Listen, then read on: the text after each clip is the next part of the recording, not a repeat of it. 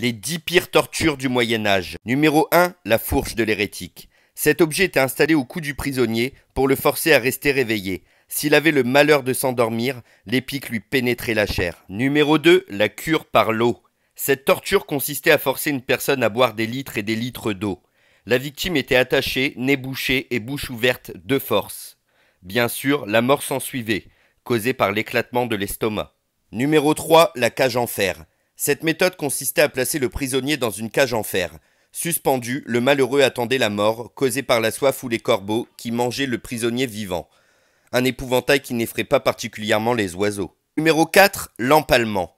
L'empalement consistait à asseoir une personne sur un tronc pointu. La gravité se chargeait d'empaler la personne jusqu'à ce que mort s'ensuive.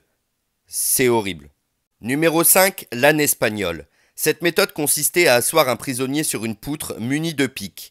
Les jambes étaient rattachées à des poids très lourds, causant ainsi la séparation du corps. Si tu es encore là, respect soldat. Je vous présente le numéro 6, l'écraseur de tête. Cette méthode de torture était extrêmement douloureuse.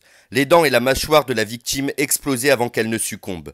Les créateurs de sauts ne sont finalement pas si inventifs. Numéro 7, l'araignée espagnole. Cet instrument était réservé aux femmes coupables d'adultère.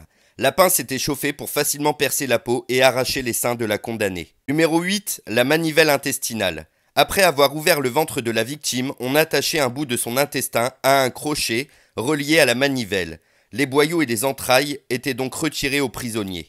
Numéro 9, la torture du tonneau. Le condamné était placé dans un tonneau, seule la tête ressortait. Le prisonnier urinait et déféquait dans le tonneau qui finissait par se remplir. Les insectes et les vers s'attaquaient aux chairs de la victime qui mourait de diverses infections. Numéro 10. Pendu, castré et équarri. Cette torture consistait à étrangler la victime tout en l'éventrant, l'éviscérant et en la castrant. Mort ou vivant, le corps était ensuite décapité en 4 morceaux. Quelle torture est pour toi la plus horrible ? Abonne-toi pour en apprendre davantage sur d'autres sujets.